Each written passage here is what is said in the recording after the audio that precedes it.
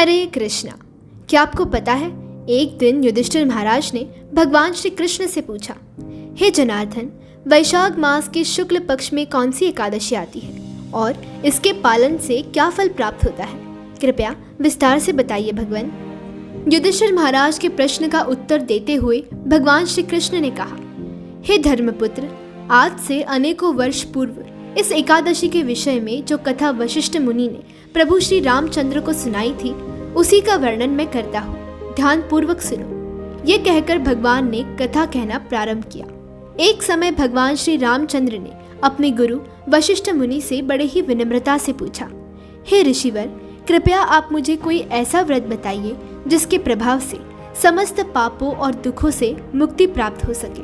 तब वशिष्ठ मुनि ने कहा, हे प्रिय राम, आपका स्वयं का पवित्र नाम समस्त प्राणियों के दुखों का नाश करता है, लेकिन फिर भी जन कल्याण के लिए आपने ये प्रश्न किया है, जो कि प्रशंसनीय है।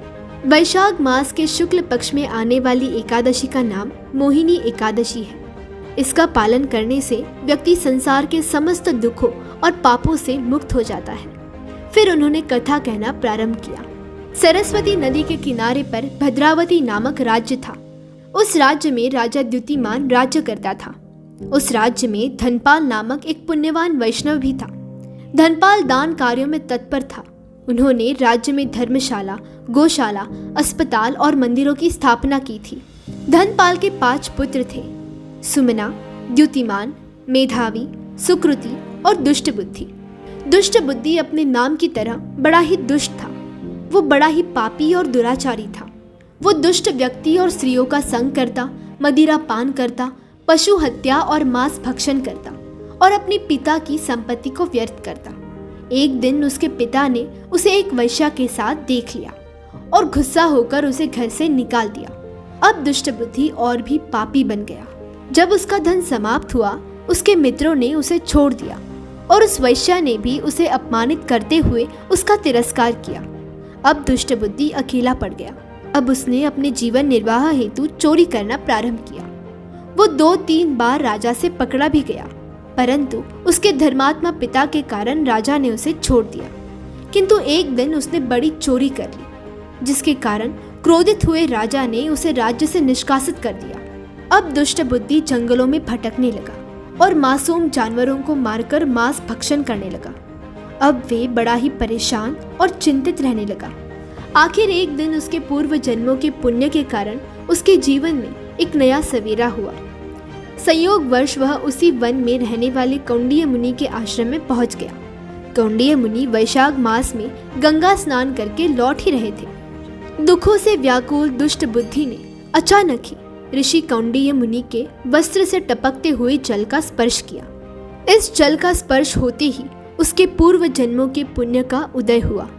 उसके विचारों में सात्विकता आई और उसने कौंडिन्य मुनि से हाथ जोड़कर विनम्रता से पूछा, हे ऋषिवर, मैं अत्यंत पापी हूँ। मेरे अनन्य पापों के कारण मैं बड़ा ही दुखी हूँ।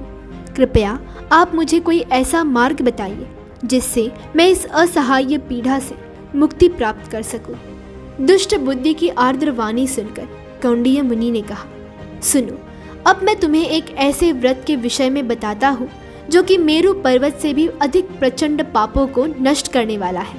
और ये व्रत है वैशाख मास के शुक्ल पक्ष में आने वाली मोहिनी एकादशी का। अगर तुम इस व्रत का श्रद्धा और निष्ठा पूर्वक पालन करोगे तो अवश्य ही सभी पाप कर्मों से मुक्त हो जाओगे। ऋषि की सुखद वाणी सुनकर दुष्ट बुद्धि ने मोहिनी एकादशी का कठोरता पूर्वक पालन किया। इसके परिणाम स्वरूप उसके सारे पाप नष्ट हो गए और जीवन के अंत में उसने दिव्य शरीर धारण करके आध्यात्मिक लोक में प्रवेश किया।